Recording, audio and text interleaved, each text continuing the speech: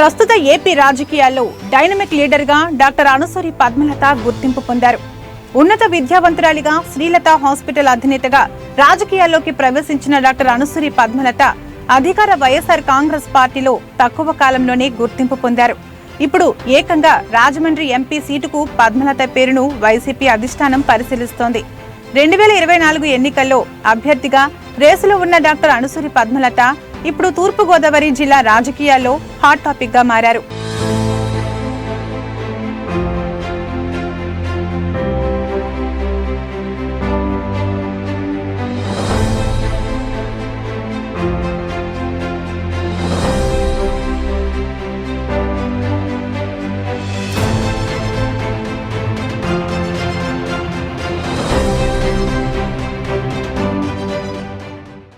YCP senior నాయకురాలుగా YSR Congress party వైద్య విభాగం తూర్పు గోదావరి జిల్లా అధ్యక్షురాలుగా జాతీయ బీసీ సంక్షేమ సంఘం జాతీయ మహిళా అధ్యక్షురాలుగా బాధ్యతలు నిర్వహిస్తున్న డాక్టర్ పద్మలత అటు రాజకీయాలు ఇటు వైద్య వృత్తిలోనూ మరోవైపు సేవా కార్యక్రమాలు చూసుకుంటూ అన్ని బాధ్యతలకు సమన్యాయం చేస్తున్నారు.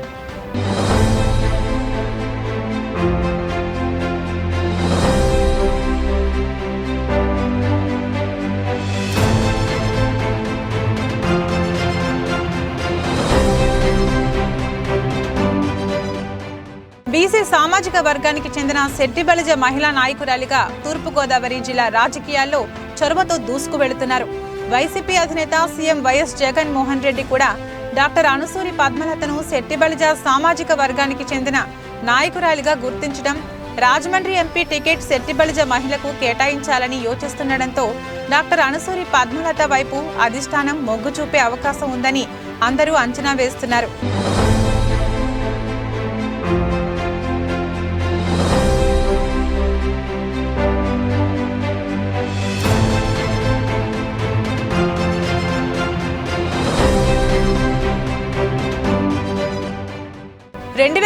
రాజమండ్రి నగరపాలక సంస్థ ఎన్నికల్లో పద్మలతను మేయర్ అభ్యర్థిగా దివంగత మాజీ మంత్రి జగ్గంపూడి రామ్మోహన్ రావు బరిలోకి దించారు. ఆ ఎన్నికల్లో కాంగ్రెస్ పార్టీకి మెజారిటీ రాకపోవడంతో డాక్టర్ పద్మలత కార్పొరేటర్ గా ప్రతిపక్ష పాత్ర పోషించారు. అప్పటి నుంచి రాజకీయాల్లో కొనసాగుతున్నారు. 2019 ఎన్నికల నుంచి వైఎస్ఆర్ కాంగ్రెస్ లో క్రియాశీలకంగా వ్యవహరిస్తున్నారు.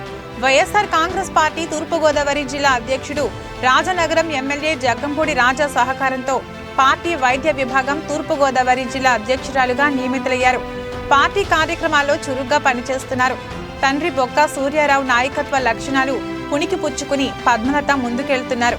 పద్మలత తండ్రి సూర్యారావు రాష్ట్ర రెవెన్యూ ఉద్యోగుల సంఘం అధ్యక్షుడిగా 25 సంవత్సరాలు పనిచేసి ఎంతో మంది ఉద్యోగుల సంక్షేమానికి కృషి చేశారు.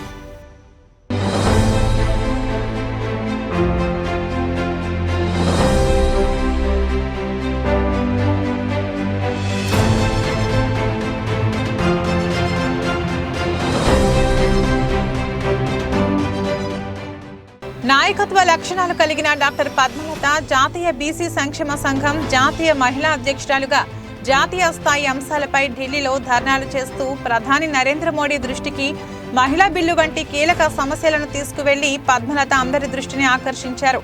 మహిళా బిల్లు, బీసీల డిమాండ్ల కోసం ప్రధాని మోడీని కలిసిన ఏకైక మహిళగా డాక్టర్ పద్మలత గుర్తింపు పొందారు.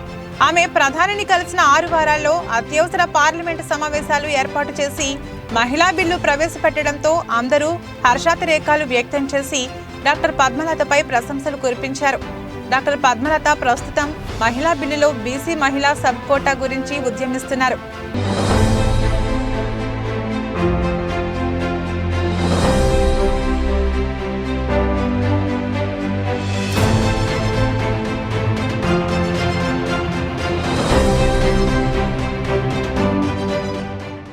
రాజకీయాల్లోనూ జాతీయ బీసీ సంక్షేమ సంఘంలోనూ చురుకైన పాత్ర పోషిస్తూ ఎంతో మంది మహిళలకు స్ఫూర్తిగా ఆదర్శంగా నిలుస్తున్నారు డాక్టర్ అనసూరి పద్మలత.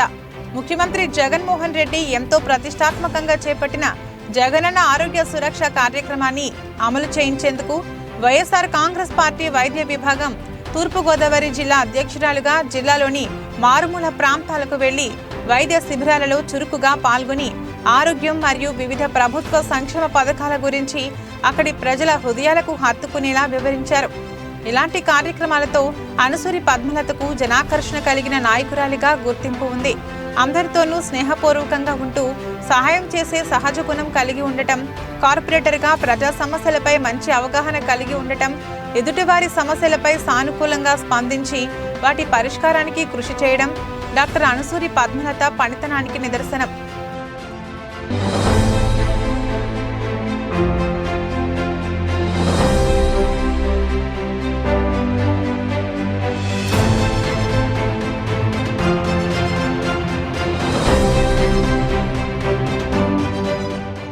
జాతీయ బీసీ సంక్షేమ సంఘం జాతీయ అధ్యక్షుడు, రాజ్యసభ సభ్యుడు ఆర్ కృష్ణయ్య వంటి అగ్రనేతల సహకారంతో బీసీ సంక్షేమ సంఘం జాతీయ మహిళా అధ్యక్షురాలుగా వివిధ కార్యక్రమాలు చేపడుతున్నారు.